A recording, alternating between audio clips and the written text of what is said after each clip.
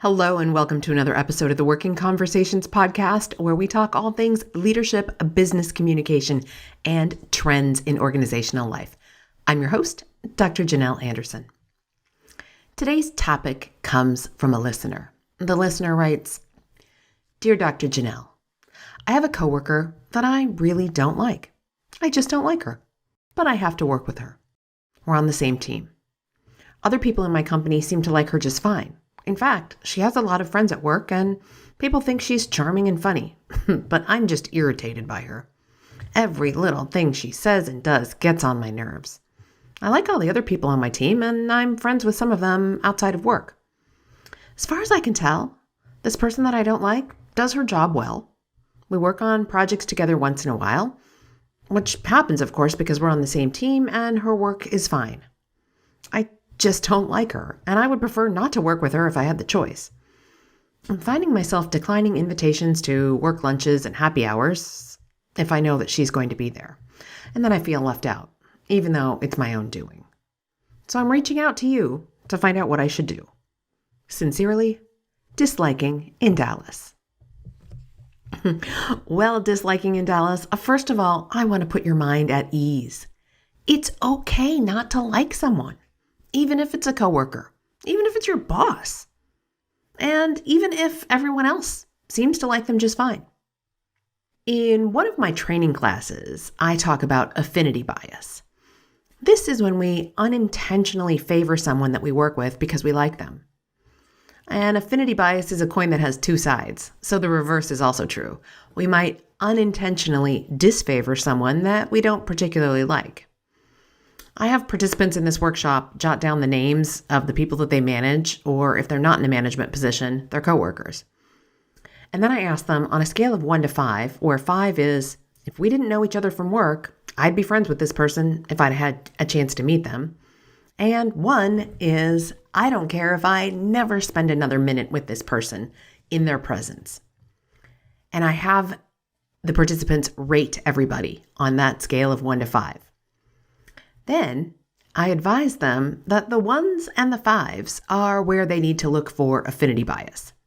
The 5s, of course, are the ones that we like and enjoy spending time with.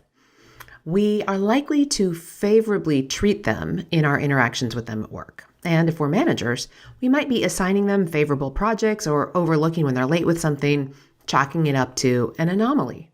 Basically, we assume positive intent. On the other hand, with the 1s, we might assign less favorable projects to them or presume the worst if they're late with their assignment. And it could show up in our performance evaluations as well, overestimating the work of those that we favor and underestimating the work of those that we disfavor. And as an aside, when I'm teaching this workshop in Minnesota, which is where I live, I tell people to check themselves on the 1s, 2s, and 5s. You see, we have this thing called Minnesota Nice, which is more or less passive-aggressive behavior. And we might say something like, "Oh, I'd never give somebody a 1, a 2 maybe." So I have them check themselves on the 1s and 2s for those that they may be disfavoring. And for the participants in the workshop who say, "Oh, I treat everyone the same. I would never give preferential treatment or treat someone worse if I didn't like them." And to those people, I say, you need to pay extra special attention to this because you don't think you have biases. We all do. It's simply part of the human condition. And for you, Disliking in Dallas, I'm going to double down with you on the notion that it's okay not to like this person. You don't need to like this person and you don't need to feel bad about it. Whether it's a coworker, your boss, an employee who reports to you, a neighbor, a friend, or a friend of a friend, we're not wired to like everyone. But at work, not liking them might get in the way of your work relationship and in getting the work done. And that's not good, as we can see from affinity bias. So let's dig into the circumstances of not liking someone at work. First of all, it's not uncommon to not like a coworker or even someone who directly reports to you if you're a manager. Don't feel guilty about it. Getting trapped in negative thinking and guilt is not going to help anything. If we liked everyone the same, There'd be no distinction between our very best friends, our inner circle, if you will, and casual acquaintances. It's perfectly fine to like some people more than others, even if they're your coworkers, and it's quite common. Now, just to be clear, I'm talking about a person that you just don't happen to like disliking in Dallas. I'm not talking about someone who is overly antagonistic toward you, someone who is bullying you, or someone who is undermining your work. That's an entirely different issue, and that doesn't seem to be what disliking in Dallas is experiencing. So, going back to that coworker that disliking in Dallas doesn't particularly like, here are 3 steps to manage and deal with the situation. Step 1. Separate the work from the person. Set your affinity aside. First, you have to identify that you have some level of affinity. Remember that 1 to 5 scale that I mentioned? Well, note that this person is a 1 or a 2 on your scale, and that's okay. Then, look at their work. Quality, quantity, maybe both, whatever's important in your line of work. Keep your focus on the work. Presumably, they're working at least an average performance level.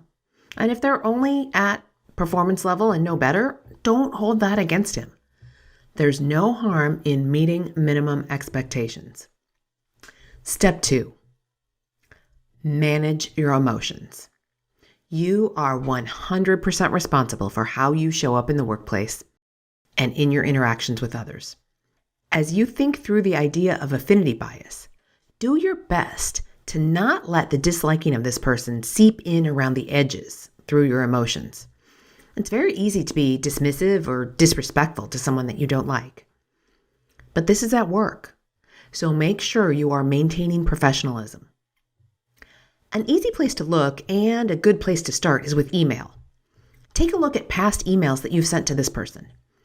Assess them for relational content and tone. And what I mean by that is, do you say good morning in your email?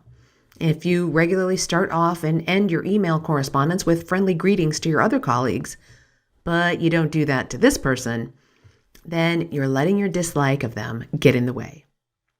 Additionally, read your emails to them for tone. Is it the same tone that you'd use when you send emails to others on your team? Now, don't necessarily compare it with a close work friend, but rather someone who is of average interest and liking to you.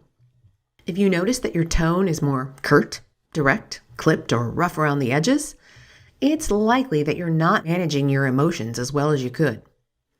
Look also to your in-person interactions with them, whether that's in online meetings or in-person meetings. Do you smile at others, but not at them? Do you nod in agreement with others, but never with them, even and especially when you do agree with them? We want to make sure that you are not inadvertently disfavoring them because of your bias. That's going to compromise your professionalism and get in the way of working together. Step 3. Don't take it personally and don't make it personal. First, don't take it personally. Be compassionate with yourself and absolve yourself of guilt, any guilt that you might feel about not liking this person. It's totally okay to not like everyone. Think back to when you were in kindergarten or first grade. Did you like everyone then? Probably not. There were probably some kids that you found irritating then, or if not irritating, just some kids that you didn't connect with, even if other kids in your class liked them a whole lot. And that was okay, just like it's okay now. I know it can seem like more of a challenge when other people seem to gravitate toward this person who irritates you, but you can rise above it and remind yourself, it takes all kinds of people to make the world go round. On a very tactical level, when you feel yourself getting riled up about this coworker and what you don't like about them, take a breath and remind yourself that it's okay. It's okay not to like them. And don't make it personal. You were hired to do a job. They were hired to do a job. Neither of you were hired to make friends with each other. So don't make it personal. If you find yourself making it personal, refocus on the people in your actual personal life. Double down on them. Remind yourself how wonderful they are and refocus on making them the center of your social and emotional world.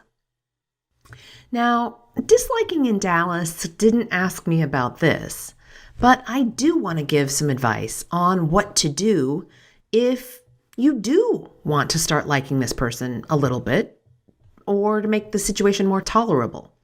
So here are 3 easy strategies for beginning to transcend your dislike. The first strategy, find common ground. Perhaps you're both dog owners or parents, or you both grew up in small towns. When we find common ground, others don't seem quite so abominable, irritating, or offensive.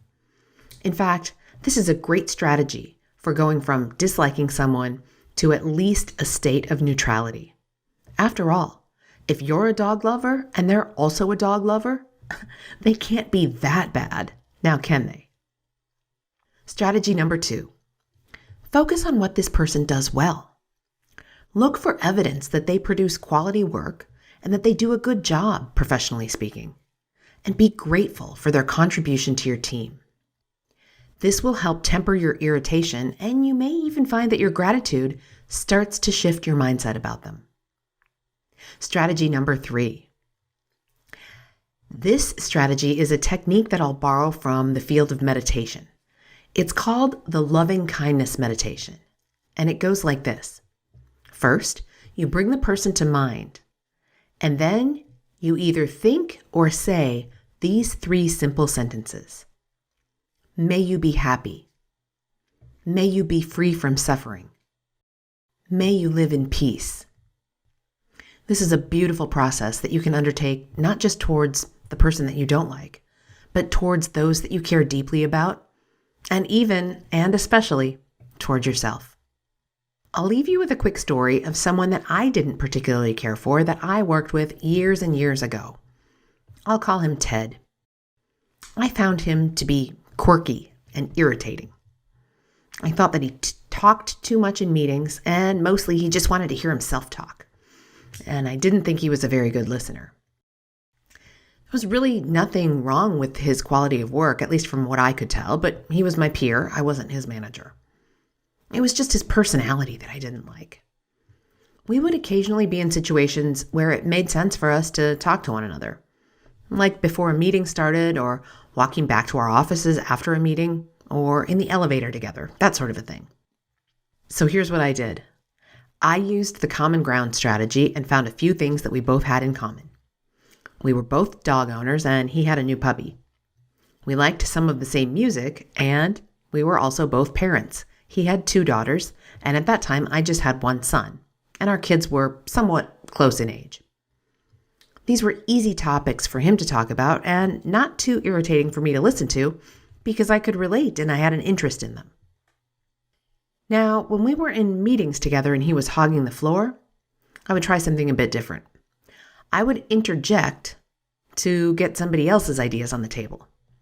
For example, I would say, Ted, you make an interesting point, and I think Jeremy probably has some ideas about this too. Jeremy, what do you think? So I was basically interrupting Ted to give the turn in the conversation to someone else.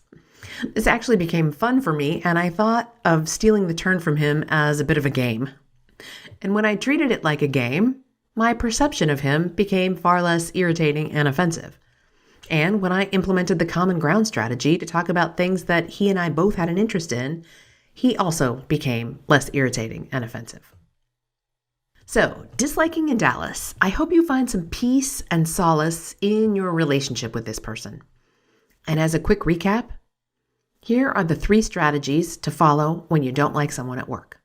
Number 1, separate the work from the person. Number 2, manage your emotions. And number 3, don't take it personally or make it personal. It's okay not to like everyone. And 3 strategies to use in the event that you actually want to build a bit of a relationship. Number 1, find common ground. Number 2, have gratitude for what they do well. And number 3, do the loving kindness meditation and aim it directly at them. As I sign off today, I want to just give you a quick reminder. Shoot me an email or hit me up on Instagram if you have an idea for a podcast, if you've got a question that you'd like me to answer, much like Disliking in Dallas did, or a specific topic you'd like me to address, or perhaps even someone that you'd like me to interview. Again, you can shoot me an email, you can hit me up on Instagram, or you can hop over to my website, janelanderson.com, where you'll find a contact form and you can fill that out and send it to me. So there's a variety of ways to reach me with your ideas. All right, my friends, until next time, be well.